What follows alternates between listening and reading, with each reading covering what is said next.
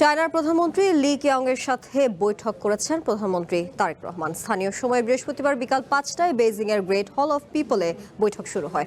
সন্ধ্যা 5:45টার দিকে শেষ হয় বৈঠক। দুই দেশের মধ্যে দ্বিপক্ষীয় বৈঠক বাংলাদেশের উচ্চ পর্যায়ের প্রতিনিধি দলের নেতৃত্ব দেন প্রধানমন্ত্রী তারেক রহমান। চায়নার উচ্চ পর্যায়ের প্রতিনিধি দলের নেতৃত্ব দেন দেশটির প্রধানমন্ত্রী। পরে দুই দেশের প্রধানমন্ত্রীর উপস্থিতিতে বাংলাদেশ ও চায়নার মধ্যে 13টি সমঝোতা ও 2টি চুক্তি সই হয়েছে।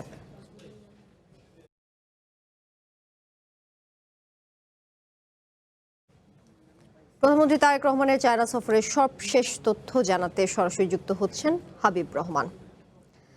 হাবিব, চায়নার প্রধানমন্ত্রীর সাথে প্রধানমন্ত্রী তারেক রহমানের বৈঠকে কি কি আলোচনা হলো? ইতিমধ্যে আমরা জেনেছি 13টি সমঝোতা এবং 2টি চুক্তি সই হয়েছে। কোন কোন ক্ষেত্রে সমঝোতা স্মারক সই হয়েছে জানাবেন।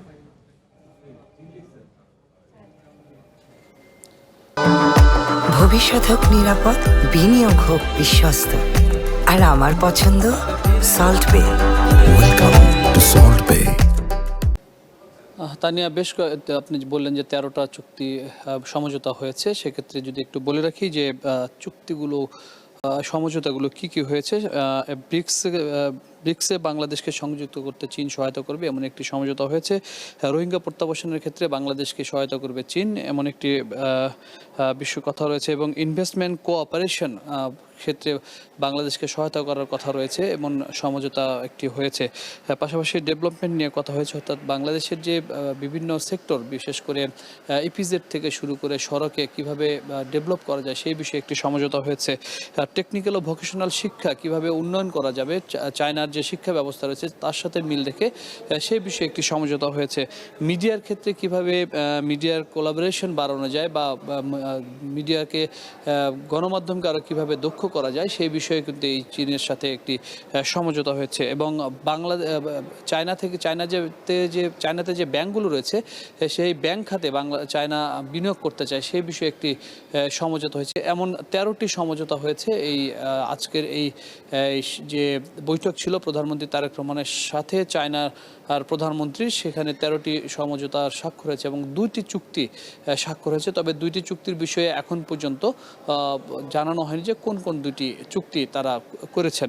একটু বলে রাখি যে এর আগে প্রধানমন্ত্রী তারেক রহমান এখানে বৈঠক করেছেন মূলত চায়নার যে পানি ব্যবস্থাপনা অধিদপ্তর রয়েছে বা মন্ত্রণালয় রয়েছে তাদের সাথে। সেখানে বলা চলে যে তিস্তা মহাপরিকল্পনা বাস্তবায়নের ক্ষেত্রে সব ধরনের সহযোগিতা করতে চায় চায়না, এবং সেক্ষেত্রে চায়নার প্রধানমন্ত্রীও কিন্তু এই আশ্বাসটি দিয়েছেন যে তিস্তা মহাপরিকল্পনা বাস্তবায়নের ক্ষেত্রে বাংলাদেশের পাশে থাকবে তারা, এমন বিষয়টি বলেছে। এবং অভিন্ন যে নদী ব্যবস্থাপনা রয়েছে সেক্ষেত্রেও তারা পাশে থাকতে চায়।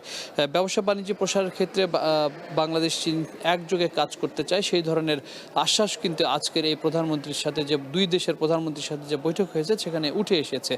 এছাড়া আপনাকে বলে রাখি যে ইপিজেড নির্মাণের ক্ষেত্রে চায়না সরাসরি বিনিয়োগ করতে চায়, এবং বিশেষ করে চায়না যে সরকারি স্বায়ত্তশাসিত যে প্রতিষ্ঠানগুলো রয়েছে তারা কিভাবে বিনিয়োগ করবে সেই বিষয়গুলো নিয়ে কিন্তু আলোচনা হয়েছে। অর্থাৎ এই সফরটি শুরু থেকে আমরা বলে আসছিলাম যে এই বাংলাদেশে কিভাবে চায়নার বিনিয়োগ বাড়ানো যায়, সেই বিনিয়োগের ক্ষেত্রে কি কি সুযোগ সুবিধা দেওয়া যাবে সেই বিষয়গুলো নিশ্চিত করাই ছিল এই সফর। সেক্ষেত্রে আগামীকালকে চায়নার প্রেসিডেন্টের সাথে যেহেতু বাংলাদেশের প্রধানমন্ত্রীর বৈঠক রয়েছে, এই বৈঠকটি সবচেয়ে গুরুত্বপূর্ণ এবং এই বৈঠকটির উপরে নির্ভর করবে এই সফর কতটা গুরুত্বপূর্ণ হয় এবং যে সমঝোতাগুলো হয়েছে তা কতটা বাস্তবায়ন হবে। তানিয়া। হাবিব, আপনাকে ধন্যবাদ। দর্শক, চায়নার প্রধানমন্ত্রীর সাথে প্রধানমন্ত্রী তারেক রহমানের বৈঠক নিয়ে যুক্ত ছিলেন সহকর্মী হাবিব রহমান।